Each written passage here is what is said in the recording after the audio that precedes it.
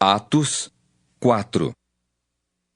Falavam eles ainda ao povo quando sobrevieram os sacerdotes, o capitão do templo e os saduceus, ressentidos por ensinarem eles o povo e anunciarem em Jesus a ressurreição dentre os mortos. E os prenderam, recolhendo-os ao cárcere até ao dia seguinte, pois já era tarde. Muitos, porém, dos que ouviram a palavra a aceitaram, subindo o número de homens a quase 5.000. No dia seguinte, reuniram-se em Jerusalém as autoridades, os anciãos e os escribas, com o sumo sacerdote Anás, Caifás, João, Alexandre e todos os que eram da linhagem do sumo sacerdote. E, pondo-os perante eles, os arguíram. Com que poder? Ou em nome de quem fizestes isto?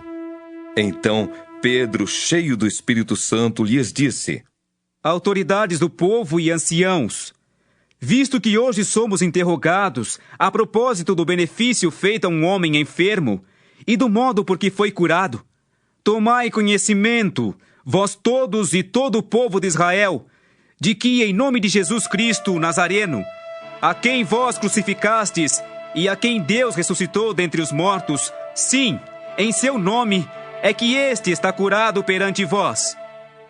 Este Jesus é pedra rejeitada por vós, os construtores, a qual se tornou a pedra angular. E não há salvação em nenhum outro, porque abaixo do céu não existe nenhum outro nome, dado entre os homens, pelo qual importa que sejamos salvos.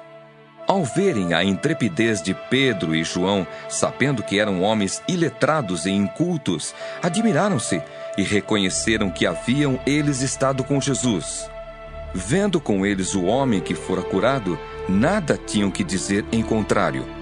E mandando-o sair do sinédrio, consultavam entre si, dizendo: Que faremos com estes homens? Pois, na verdade, é manifesto a todos os habitantes de Jerusalém que um sinal notório foi feito por eles e não o podemos negar. Mas, para que não haja maior divulgação entre o povo, ameacemo-los para não mais falarem neste nome a quem quer que seja. Chamando-os, ordenaram-lhes que absolutamente não falassem, nem ensinassem em o nome de Jesus. Mas Pedro e João lhes responderam: Julgai se é justo diante de Deus ouvir-vos antes a vós outros do que a Deus. Pois nós não podemos deixar de falar das coisas que vimos e ouvimos. Depois, ameaçando-os mais ainda, os soltaram, não tendo achado como os castigar por causa do povo, porque todos glorificavam a Deus pelo que acontecera. Ora, tinha mais de 40 anos aquele em quem se operara essa cura milagrosa. Uma vez soltos, procuraram os irmãos e lhes contaram quantas coisas lhes haviam dito os principais sacerdotes e os anciãos. Ouvindo isto, unânimes, levantaram a voz a Deus e disseram: Tu, soberano Senhor, que fizeste o céu, a terra, o mar e tudo o que neles há, que disseste por intermédio do Espírito Santo, por boca de Davi nosso pai, teu servo, por que se enfureceram os gentios e os povos imaginaram coisas vãs? Levantaram-se os reis da terra e as autoridades ajuntaram-se a uma contra o Senhor e contra o seu ungido, porque verdadeiramente se ajuntaram nesta cidade contra o teu santo servo Jesus, ao qual ungiste Herodes e Pôncio Pilatos, com gentios e gente de Israel, para fazerem tudo o que a tua mão e o teu propósito predeterminaram. Agora, Senhor, olha para as suas ameaças e concede aos teus servos que anunciem com toda a intrepidez a tua palavra, enquanto estendes a mão para fazer curas, sinais e prodígios por intermédio do nome do teu santo servo Jesus. Tendo eles orado, tremeu o lugar onde estavam reunidos. Todos ficaram cheios do Espírito Santo e com intrepidez anunciavam a palavra de Deus. Da multidão dos que creram, era um o coração e a alma.